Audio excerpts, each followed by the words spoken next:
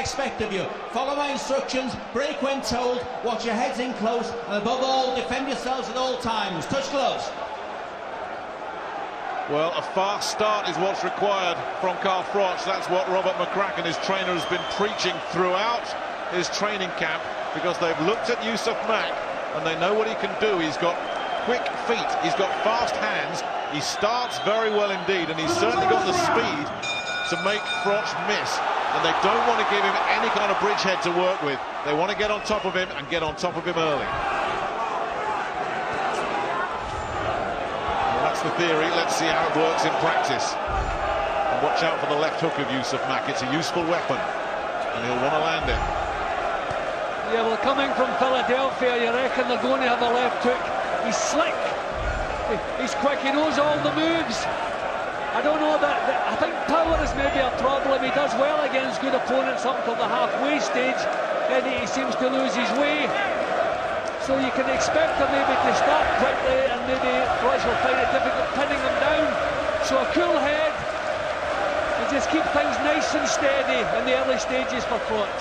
And this cauldron-like atmosphere in Nottingham probably isn't going to faze him. He's had a terribly tough upbringing. Seen an awful lot of personal tragedy close up. So a few thousand baying boxing fans aren't going to bother him one little bit.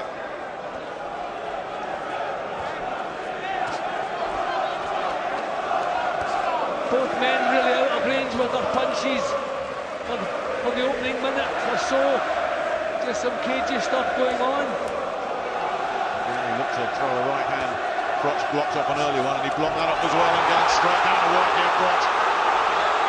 And forcing Mack to hold. I think the difference I saw with Froch in the Boutte fight is when he decides to attack, he puts everything into it.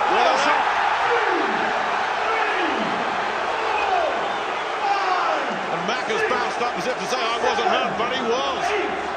And Froch, look at his eyes. He's zeroed in.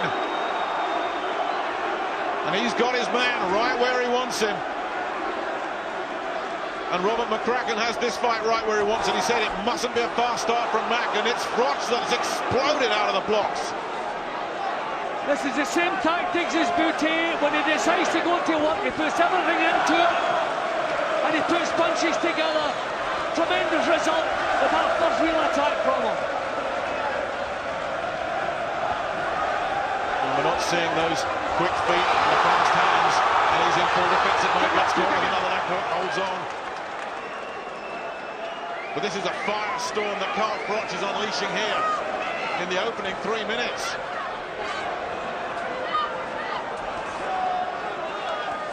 And Mack's only real chance surely was to get off to a quick start, put 2 or 3 rounds in the bank. This has been near disaster for him. And again caught wide open again and all over the place. And Froch could get him out of there early. Good body shot. Mack praying for that bell. See, when you have the confidence of the chin that Froch has, you can just set up attacks. Yeah, I think shell-shocked is the word for Yusaf Mack. He's shell-shocked. He does not know what's hit him in the opening round here. What a start. Better than any of us dared to expect. And Yusaf Mack is looking as if to say, what on earth just hit me? No, give me that guy. This is what just hit him. See, the new Carl Froch, this is what he does when he decides to launch an attack. He puts everything into it. I think the feet maybe get a little bit tangled up as well with that knockdown, but the punch did cause the knockdown. We'll maybe see that from a different angle. It's possible the feet did get a little bit caught, but it was a decent punch that put him over, but he's straight back up, looking straight back at Froch. But he took big punches after that, and you have to admire the way when Froch decides to go to work. He puts everything into it. There are no range finders. Every punch with mean intention. That was a glancing blow behind the ear, and over it goes. Round 2, the Cobra out, ready to strike again. And Yusaf Mack has got to try and do something. One of his great strengths is his footwork, his legs. Surely he needs to use those now to just buy himself some time, try and weather this little crisis. But if Froch has taken his legs with that early assault, he is in real trouble. Yeah, we're saying the confidence that Froch has in his own chin He knows he can take chances, he knows he can march in to punching range and swap blows with anyone. And I think that's the big problem that is going to be that for Mack. He doesn't have the power to deter him. Talking of legs, those 35-year-old legs of Carl Froch's, well, he's modified his training a little bit. He now does a 25-mile bike ride, which has replaced one of his regular runs. So it's hard cycling, out of the saddle stuff. He says he's doing great stuff for the legs, keeping them strong. He's boxing well as well, Froch, sensible, using the jab. But you know, when he decides to launch an attack, he's going to put everything into it. And I don't know that Mack will be able to cope with that. When you see Mack in distress, you look at the tapes of his defeats against... Oh, that was a sneaky little right hand he got in there. That'll give him a bit of confidence. But when he does start to ship some punishment, he really struggles mentally, Yusaf Mack. And that's what Carl Froch has got to do here. Break his heart, make him lose any belief he's got. Couple of solid body shots coming in. But so far, Mack staying out of trouble. And again, Froch working the body. The right hand this time. Missing with the left hook. Yeah, difficult to catch cleanly. Mack is trying to counter, he's trying to draw the leads from Froch. So Froch wants to do what he did in the opening round when he lets them go, let them go in 3s and 4s. The single jabs will be countered against this fellow.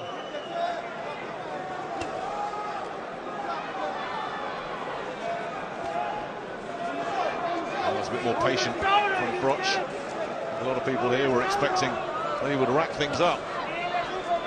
But Mack showing a little bit of boxing intelligence himself here, staying out of range. And he ran that sneaky right hand as well earlier in this round. We need a few more of those to slow Carl Froch down. Yeah, not a lot landed in this round. A good double body attack from Froch early on in the round, but most just slightly out of range. Oh, good shot there. That wasn't, yeah, the right hand came through, got him, followed up with another right hand. And Mack trying to fight his way back out of it, gets caught again. I think the gum shield flew out there, right on the bell. And Mack showing a flash of defiance. But Froch had him in trouble right on the bell. And if he'd started that 30 seconds ago, who knows? That gum shield just flew out of there. Only thing you do is just stand in the same spot. Every big punch. You understand? You hear me? Froch lands is shaking this fellow up. See, it's the change I see in Carl Froch recently is the fact that when he decides to launch an attack, everything is put into that. He has the confidence of knowing he can walk through what the other fellow has, and he's prepared to do that. He knows he can land bigger punches than the ones that are coming his way. And look at the commitment when he sets himself to work here. Just total commitment, prepared to walk through anything. Well, it's shades of what we saw against Lucian Bute, an utter destruction job. When he does unload, watch out. Well, Mack has been on the floor. But apart from the last few seconds of that second round, it was a better one for him. Let's see if Froch can keep that pace up, just discourage him a little bit more.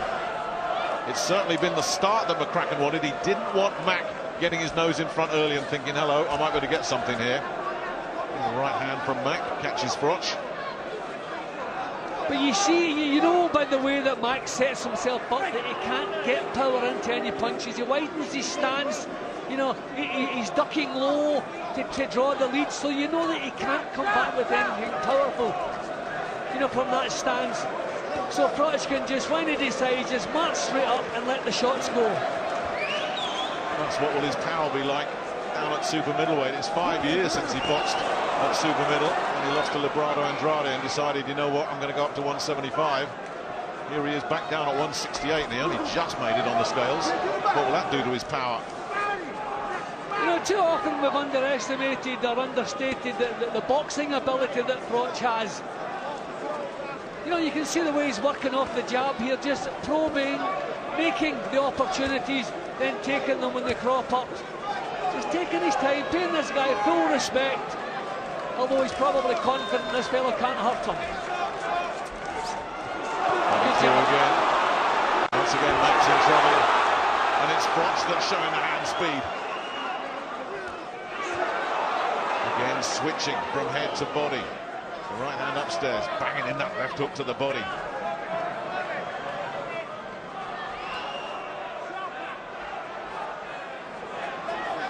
Again, control from Froch.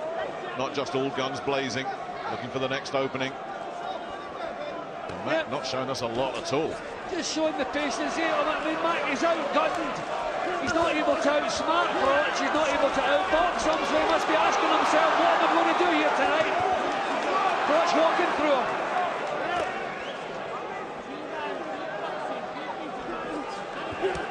Again, working the body, then switching it upstairs, and Mack's in trouble. Big trouble. Was it the wrong reaction? But the body shot's really got him, but then a head shot at the end might have wrapped it all up. And it has.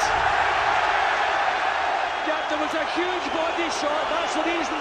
He just stopped him in his tracks, and the head shot finished the job. But it was the body shot, I think, that as soon as that shot landed, it was over. Mack was still sitting on the floor. He's speaking, I think, it wouldn't surprise me if there's serious rib damage there. I mean, that was a tremendous shot and a tremendous finish. It was obvious right from the opening round that he didn't have the power, the strength, or the boxing ability to keep Carl Froch at bay. From that point on, it was a matter of time. And thankfully, for Mack's case, it wasn't prolonged, it was quick. Well, they're getting the paramedics in. Hopefully that's just a precaution. But Carl Froch, he's turned into a demolition man. He really has. He had him on the floor in the first round. He shook him up in the second round and destroyed him like this. See, there you go. Bang, there's the body shot, which had just stopped him in his tracks, and then the head. Two tremendous punches to finish the job, and full credit to Mack there. I mean, his wits are about him, he's in pain. You know, I'm sure the ribs will be broken there. That man is in severe pain. His head's clear, despite the fact that he took a tremendous shot to the head. But that's the body damage. Ribs, at least a couple of ribs broken, I'm sure, with that. Tremendous punching from Froch. This man, Froch, just seems to be getting better and better. Well, he really is. You know, he wants that trilogy, doesn't he? Lucian Bute, well, I wonder if he wants any part of that rematch that is talked about in March. What's Lucian Bute doing sitting in Montreal watching this and thinking? What's Andre Ward thinking? What about Mikkel Kessler? Yeah, on this form, Jim, Froch is going to be a match for any of them, even Ward. Well, I feel that the Super Six took a lot out of some of the fighters who were in it, but I think Carl Froch became a better fighter through that. Both him and Andre Ward. But I think he's boxing better now.